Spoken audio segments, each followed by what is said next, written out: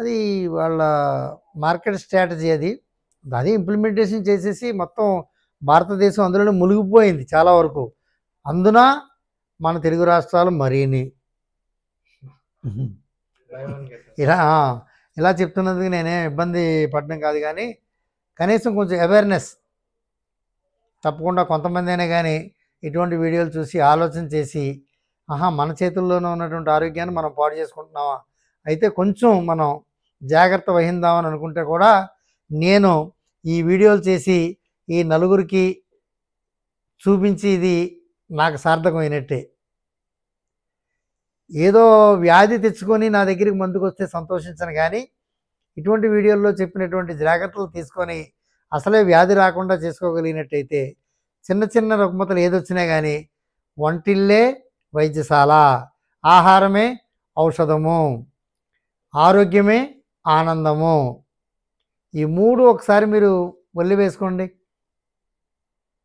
మీకు ఎంత చక్కగా ఉంటుందో. ఒక నెల రోజులు పాటించి చూడండి నేను చెప్పిన ఈ మూడును. మీకు మీ ఇంట్లో మీ ఒంట్లో అన్నిట్లో ఎంత మార్పు వచ్చిందో మీకే తెలుస్తుంది.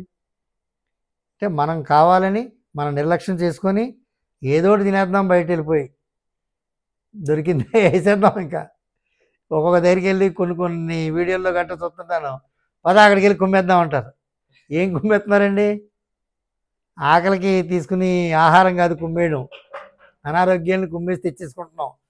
కొందరు ఏమనుకుంటారంటే ఏం కాదు, మేము యూత్ 25లో ఉన్నాం, అవి ఏమి ఉండవండి. వాటికి కారణం ఏంటంటే ఈ లివర్ అనేటటువంటి శరీరంలో ఏదైతే పెద్ద అవయవం ఉందో, ఆర్గాన్ అంటాం కదా, దానికి మీరు ఇడ్లీ తిన్నారా, ఆయన దోశ తిన్నాడా, ఈయన చికెన్ తిన్నాడా, ఈయన ఏం తిన్నాడనేది తెలియదండి. వాటికి పాపం అన్నం అనేది తెలీదు, చపాతీ అనేది తెలీదు, కూర అనేది తెలీదు. దానికి తెలిసిందల్లా ఏంటంటే ఎంత కార్బోహైడ్రేట్ వచ్చింది, ఎంత మినరల్స్ వచ్చాయి, ఎంత ప్రోటీన్ వచ్చింది, ఎంత కాల్షియం వచ్చింది అని విభజించి పంపించేస్తుంది శరీరం అన్ని భాగాలకి. అందుచేత దయచేసి నేను చాలా లైట్గా అరిగి ఇడ్లీ తింటూ ఉంటాను, అయినా కానీ నాకు ఇబ్బందిగా ఉంది, ఇటువంటి మాటలు అనుకోకండి. సమతుల్యమైన ఆహారం తీసుకోండి. అప్పటికీ కూడా ఏమైనా ఇబ్బందిగా ఉంటే మీకు దగ్గరలో సరైనటువంటి వైద్యుని సంప్రదించి మీరు అతి తొందరలో ఆ ఉన్న ఇబ్బందుల నుంచి బయటపడతారని ఆశిస్తున్నాను. నమస్కారం.